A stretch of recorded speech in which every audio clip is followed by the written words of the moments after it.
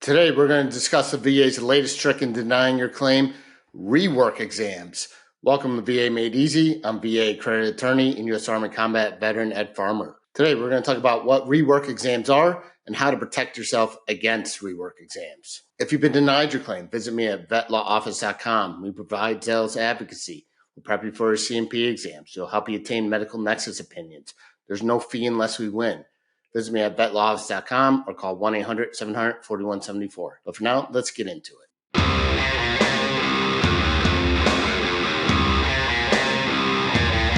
All right, let's start with what is a rework exam.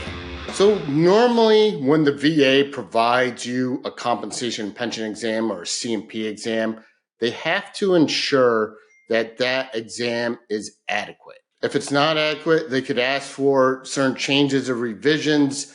They could ask for clarification on the opinion. They could ask to review additional evidence. What a rework exam is not, it's not a new exam. So it's going back to the same examiner and asking for these changes. Now, some of you might be thinking, but Ed, isn't that what we want the VA to do? Maybe they're just putting in better quality controls. They're trying to improve the quality of their exams, except that isn't what's happening.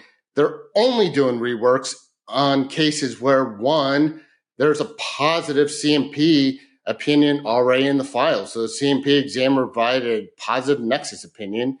And two, my firm is seeing them on these high potential payout cases. So where the veteran is potentially entitled to a large sum of money. They're not sending back the negative CMP exams. They're not sending back these crappy exams where the examiner gave the negative opinion. They're only doing it on positive opinions and cases where the payout's potentially high. My firm has seen an uptick in these rework exams in the last several months. Why are we seeing a uptick in these rework exams? It's unclear. I could only speculate. Maybe some sort of guidance has come down to give these higher payout cases more scrutiny. It's unclear, but it's definitely happening, and it's certainly affecting veterans whose cases should be granted. It's like the VA is nudging these examiners. Hey, I know you gave a positive opinion, but we're going to have to pay a lot of money to this guy. Maybe you should rework that opinion. That's an impression I'm getting, that they're trying to get these CMP examiners to change their opinion so they don't have to pay out the veteran. But that's just my opinion. All right, so what can we do if the VA orders a rework exam when you already have a positive opinion from the CMP examiner? Well, it could be a little tricky. And that's because most of the time the rework exam isn't having the veteran come in to another exam. They're just sending a request to the same CMP examiner to make changes to his opinion. So I've done videos in the past where I've stated where you have a positive opinion in the file, you may want to skip any subsequent VA exams, but that's not going to work in this case because most of the time they're just requesting a new exam and the veteran doesn't have to go in anywhere. In other words, the VA is going to get the opinion regardless. Let me explain to you what we do at my law firm. So when we see these rework exams, when there's already a positive CMP opinion in the file, we have access to a system called VBMS, where accredited attorneys and agents have access to the system. It's the same system that the VA adjudicators have.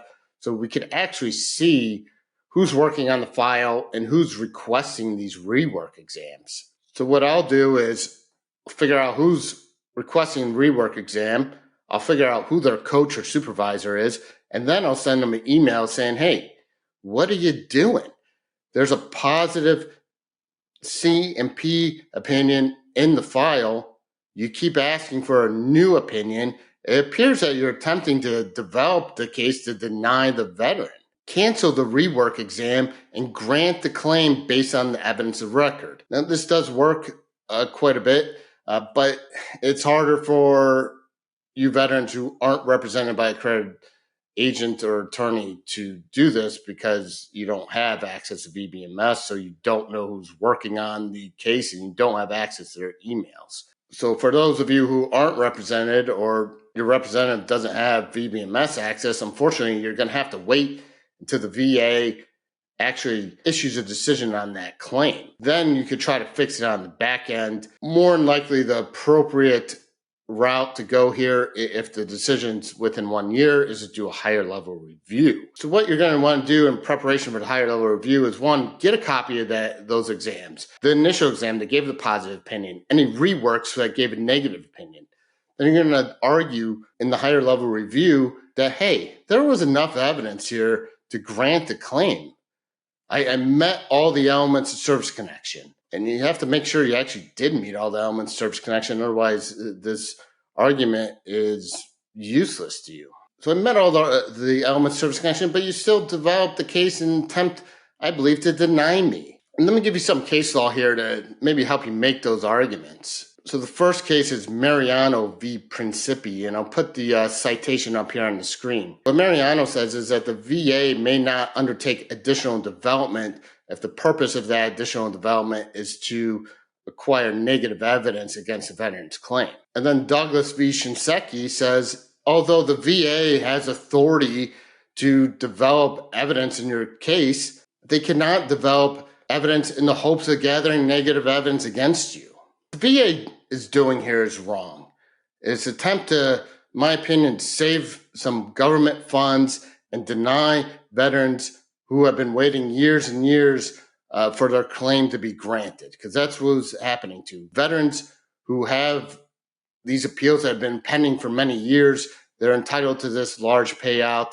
They have all the elements needed to grant service connection, and the VA is just sending them for rework after rework, in my opinion, attempt to deny the veterans. Don't let the VA bully you, and don't just roll over. If you get denied after a positive C&P exam because the VA developed to deny because they got this rework exam, don't give up. If the higher level review doesn't work, don't give up. Go to the board, get some help, get an accredited agent or attorney who has the experience to win your case. All right, guys, that does it.